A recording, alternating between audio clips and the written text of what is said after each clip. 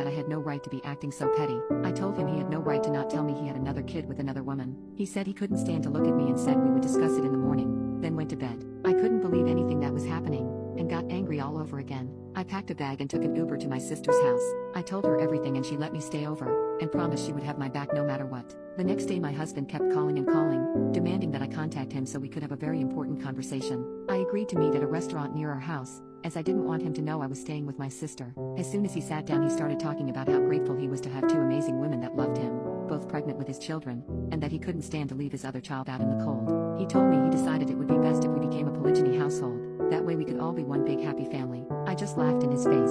I told him I wasn't going to encourage his cheating and just be okay welcoming his mistress and her son into my home. He said it was his home too, and he had every right to bring home whomever he wanted. I told him he was crazy and I wasn't.